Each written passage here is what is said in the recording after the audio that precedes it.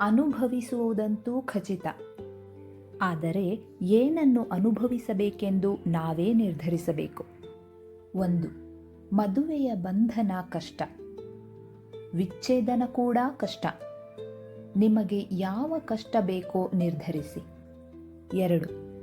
ಬೊಜ್ಜು ಬೆಳೆದರೆ ಕಷ್ಟ, ಫಿಟ್ ಆಗಿ ಇರಬೇಕೆಂದರೂ ಕಷ್ಟ.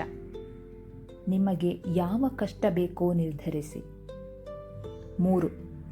ಸಾಲದ ಹೊರೆ ಕಷ್ಟ, ಹಣಕಾಸಿನ ವಿಷಯದಲ್ಲಿ ಶಿಸ್ತು ಕಾಪಾಡೋದು ಕಷ್ಟ. ನಿಮಗೆ ಯಾವ ಕಷ್ಟ ಬೇಕೋ ನಿರ್ಧರಿಸಿ. 4. 8 ಗಂಟೆಗಳ ಕಾಲ ಕೆಲಸ ಮಾಡೋದು ಕಷ್ಟ, ಬಿಸ್ನೆಸ್ ಮಾಡಿ ನಿಮ್ಮ ಕನಸಿನ ಜೀವನ ಕಟ್ಟಿಕೊಳ್ಳೋದು ಕಷ್ಟ.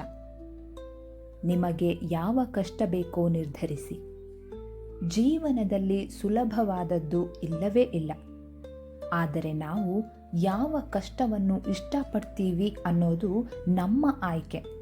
ಹಾಗಾಗಿ ಜಾಗರೂಕತೆಯಿಂದ ಆಯ್ಕೆ ಮಾಡಿಕೊಳ್ಳಬೇಕು.